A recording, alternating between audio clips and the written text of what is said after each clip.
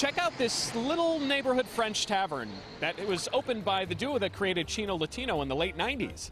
Today in Mike's Mix, we are headed to Bar Brigade.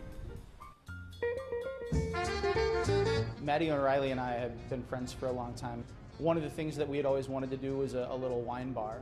Chefs from Minnesota to Marseille regard French cuisine as the apex of fine food. That's certainly the case for culinary director and general manager J.D. Fratsky. So in March, nearly 20 years after the duo opened the doors on Latin-Asian fusion at Chino Latino in uptown Minneapolis, their new little French neighborhood place opened. And we were always really fascinated by the lost generation era jazz age in Paris, and so we wanted to combine a lot of these ideas in like the little French place you would find down an alley, you know, maybe have to step over a passed out Hemingway in the doorway in order to walk up to the bar. Safe to say you might have to step over a passed out Jason DeRusha. I can neither confirm nor deny.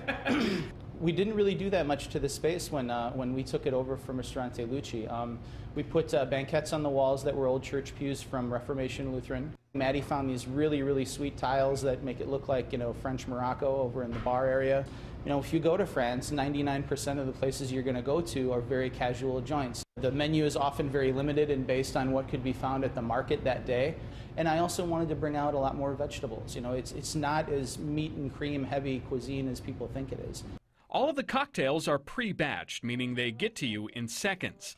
They're mostly Prohibition-era classics with some twists. For a boozy but smooth sipper, try the Maddox Ford, named for the writer Ford Maddox Ford, who inspired Hemingway and Gertrude Stein.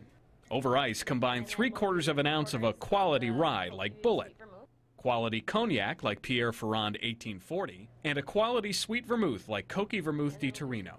The herbal liqueur Benedictine goes in at 1/4 ounce. Then stir. So to chill and dilute 40 times around. The diluting is important. Really mellows it out. Strain it into a lowball glass and top with a dash of aromatic Angostura and licorice Peychaud's bitters, as well as a spritz of lemon oil. France in the summertime, that is, for being all booze, that is so smooth and refreshing. Sylvia is a bourbon boulevardier named for the founder of Shakespeare and Company, the Paris bookshop where Hemingway and his contemporaries met. Combine Bullet bourbon, the bitter Italian liqueur Campari, more Coqui vermouth, and a dash of Angostura bitters. Stir the ingredients over ice and strain into a coupe glass. Garnish with a lemon peel.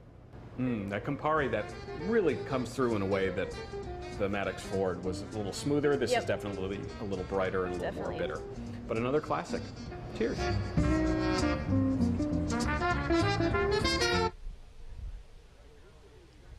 Every cocktail on the menu costs between $7 and $10, so they're reasonable as well. For today's recipes and hours, go to WCCO.com/Mike's Mix.